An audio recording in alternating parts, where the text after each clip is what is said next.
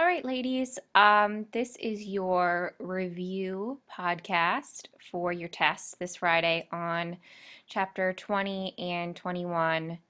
We are in the early Renaissance period. And I'm going to start with chapter 20 and just go over some important points from the chapter that I've probably mentioned in class, but that I know will be on your test. So I'm going to go pretty quickly through chapter 20 and spend a little bit more time in chapter 21. So in chapter 20, we're in Northern Europe, primarily in this place called Flanders, this country of Flanders, which comprises today the countries of Belgium, Northern France, and Holland. Okay, so a lot of the artwork we're looking at is from that area. We're in the 15th century, and as I said in class and in earlier podcasts, we see a lot of illuminated manuscripts, and one big one important one that you need to know about is the Book of Hours by the Limburg brothers. And what you really want to take away from these images is just the use of space here is new, is notable, is important. Attempts at perspective, the depth that's created through the use of overlapping, that's what you want to kind of remember about these pages from the Book of Hours. And this is a comparison slide so you can see an image from the Gothic period, and you really don't have a sense of depth in the Gothic image, where you really do see that receding space in the Book of Hours. And we talked about the courtly scenes. Much of the book is made up of courtly scenes, and then we have a few other scenes that are genre scenes or scenes from daily life. In this slide we have the Well of Moses. The sculptor is Klaus Sluter, and we remember that this is supposed to be symbolic of the fountain of life, okay? And what you do want to remember about this is that the figures are bulky. They are space displacing forms, meaning they are attached to their architectural background, but they're moving, they're somewhat independent, the heads are tilted, the drapery is realistic, and the texture in the hair and the beards are quite realistic. And we've compared them to some of the jam statues from the Gothic period, and you can see the contrast there. So definitely, pay attention to these items that I have bolded and underlined because you may be tested on that information. We also talked about these large-scale altarpieces, and hopefully you remember that they were placed in churches and cathedrals, and for the most part they were closed. So we looked at the Ghent Altarpiece closed, and then we looked at it opened. And most of these are for public worship. They're only opened at certain times during Mass, while some of them, later on in the chapter are made for private places. So you want to know the Ghent Altarpiece and think about what medium this artist used in order to create this intense realism, which we did talk about in class. So you have a close-up of the lamb bleeding into the chalice, and then of course the crown with all of the jewels. So we talked about Jan van Eyck and how he used to be trained as a miniaturist. So think about what medium he used to create all of this intense realism, and try to remember what is going on in this altarpiece. You have so many different sections, and hopefully you remember the term for the multi-paneled hinged artwork. It's not a diptych, it's not a triptych, it is a fill in the blank. And here we have this painting by Dirk Boutz. It's The Last Supper, again done with oil on wood. And you see I have some bolded information here, so you want to just remember that he was known for completing this successful interior painting. So the first time we've seen this Last Judgment scene inside of a room. Okay, and then we did also talk about the linear perspective and the orthogonals and how they are converging above Christ's head. So that is also notable. Here we have another altarpiece. This one is by Hugo van der Goes, and this is the Porta Nari altarpiece.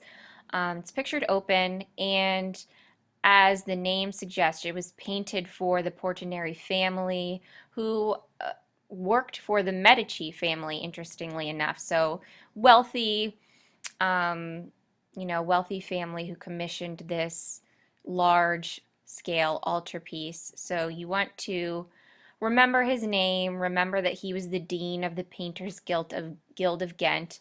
That was on your quiz, and you may see it again. So if you didn't get it right on the quiz, make sure you remember it for the future. And here we're looking at Giovanni Arnolfin and his bride, done in 1434, another one by Jan van Eyck.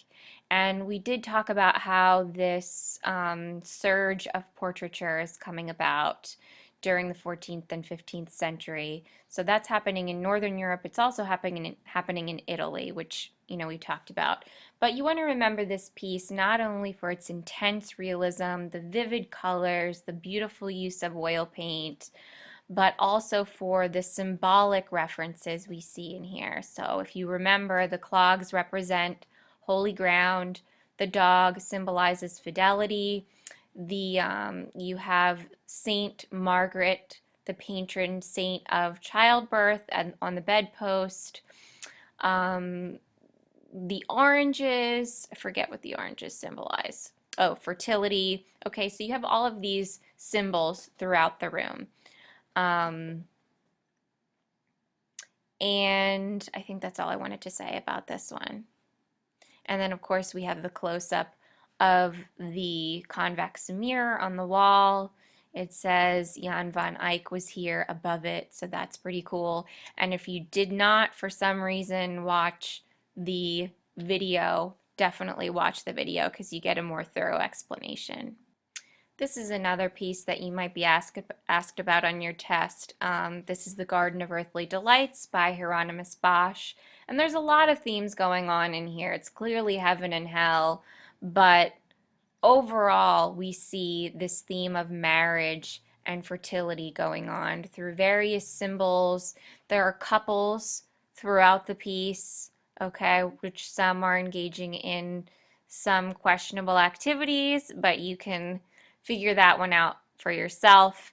And then I think I showed you the close-up of Bosch, how he's hidden his portrait in here. And we also talked about how this has some roots here for surrealism, which won't come about until, the 19th century or the 20th century. Okay, and here we have the weird alien painting that we kind of chuckled at in class, and this was also a quiz question that you may see again. So remember his name this time, Jean Fouquet, I'm not sure. But this is the Melun diptych. This is actually one side of the diptych, which I didn't realize at first. But in case you're not aware, this is the donor right here. This is the patron saint, Saint Stephen. Okay, and you can tell he's the donor because he's looking very pious, he's praying, and then Saint Stephen is here in his, ceremonial robe, holding this, religious book, could be the Bible, I'm not sure. And then this, of course, is the Virgin Mary and child. So very different depiction of the Virgin Mary than we've seen in the past. But just remember that Fouquet was a court painter for King Charles. And yeah, again, also painted with oil on wood. Here we're looking at Miraculous Drought of Fish by Conrad Wits. This is from another altarpiece of St. Peter. This is in Switzerland, done in 1444, another oil painting. And this is notable because it is perhaps the first religious scene painted in an actual landscape setting. So we know that Wits actually went outside observed his surroundings, made sketches, and painted an actual place before adding this, religious subject matter. And we also talked about how the water looks really cool. You can see reflections, you can see through it. So that is notable as well. But really, make sure you remember it's a religious work set in an actual landscape. Here we're looking at, yet again, another altarpiece. However, this one's kind of cool because it's all sculptural rather than being painted. And the artist here is Tillman Riemenschneider, very German name. So you want to remember him and remember that he was most famous for his sculpture.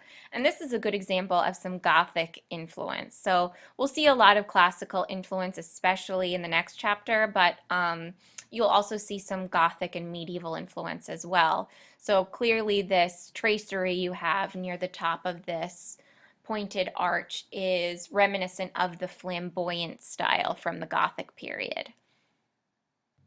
Okay, and the last thing I'm going to talk about for this chapter for Northern Renaissance is the difference between a woodcut or a relief print and an intaglio print. So I'm going to, explain it again. I've explained it in class, but just to refresh your memory, and I put a little video in here if you want to watch it. A woodcut or a relief print is when an artist is carving into a surface, like a linoleum block or a wood block. After the design is carved into the surface, ink is rolled on top of the raised image. Okay, so the raised portion of the surface is what catches the ink and then prints the ink. So that's how this illuminated book page was created. The other form of printmaking that is coming about during this time is engraving or intaglio.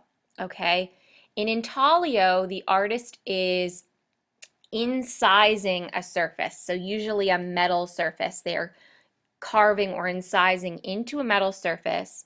They put it in some sort of chemical acid bath. The bath eats away at the lines and makes them even deeper.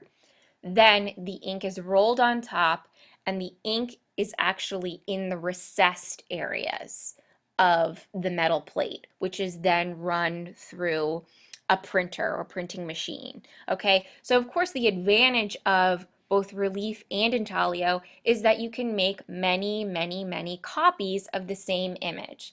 So this image here, Martin Shango or Saint Anthony Tormented by Demons, could have been printed many, many times. Okay, so just remember the difference between those two things and be able to talk about the advantages, which I think are pretty obvious. So I think that's going to conclude this review podcast. So that was chapter 20. These are some key ideas, so make sure you remember them and focus on the bolded and underlined items in the PowerPoint. Be sure to do the reading and definitely do the Jeopardy as well.